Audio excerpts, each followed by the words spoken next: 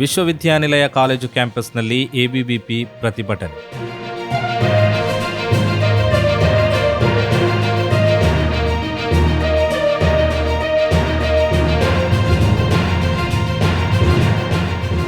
ಕಾಲೇಜುಗಳಲ್ಲಿ ವಿದ್ಯಾರ್ಥಿ ಸಂಘಗಳ ಚುನಾವಣೆ ಮರು ಆರಂಭಿಸುವ ಬಗ್ಗೆ ರಾಜ್ಯ ಬಜೆಟ್ನಲ್ಲಿ ಮಾಡಿರುವ ಘೋಷಣೆಯನ್ನ ವಿವಿಧ ವಿದ್ಯಾರ್ಥಿ ಸಂಘಟನೆಗಳು ಸ್ವಾಗತಿಸಿವೆ. ಇದೇ ವೇಳೆ ವಿದ್ಯಾರ್ಥಿಗಳಿಗಾಗಿ ವಿದ್ಯಾರ್ಥಿ ಇಂದಿರಾ ಕ್ಯಾಂಟೀನ್ ಆರಂಭಿಸುವುದಾಗಿ ಸರ್ಕಾರ ಘೋಷಿಸಿರುವುದನ್ನು ಸ್ವಾಗತಿಸಿ ಎನ್ಎಸ್ಯುಐ ವಿದ್ಯಾರ್ಥಿ ಸಂಘಟನೆ ಮಂಗಳೂರಿನಲ್ಲಿ ಸಂಭ್ರಮಾಚರಣೆ ನಡೆಸಿತು.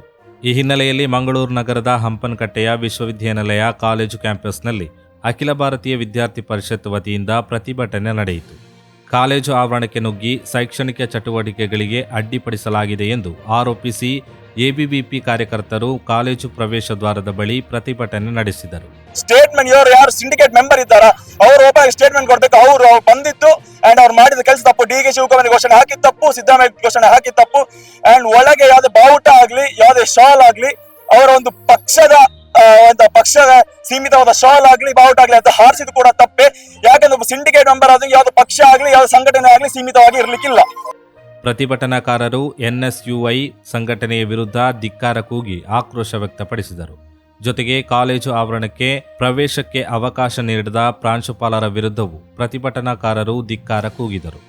ಇತ್ತ ನಿನ್ನೆ ನಡೆದ ಸಂಭ್ರಮಾಚರಣೆಗೆ ಸಂಬಂಧಿಸಿದಂತೆ ಕಾಲೇಜಿನ ಅಧಿಕಾರಿಗಳು ಸ್ಪಷ್ಟೀಕರಣ ನೀಡಿದ್ದು, ಸಿಂಡಿಕೇಟ್ ಸದಸ್ಯರೊಬ್ಬರು ಬಂದು ವಿದ್ಯಾರ್ಥಿಗಳಿಗೆ ಸಿಹಿ ಹಂಚಲು ವಿನಂತಿಸಿದ್ದರಿಂದ ಸಾಂಕೇತಿಕವಾಗಿ ಒಂದು ತರಗತಿಯಲ್ಲಿ ಮಾತ್ರ ಸಿಹಿ ಹಂಚಲು ಅವಕಾಶ ನೀಡಲಾಗಿತ್ತು ಎಂದು ತಿಳಿಸಿದ್ದಾರೆ.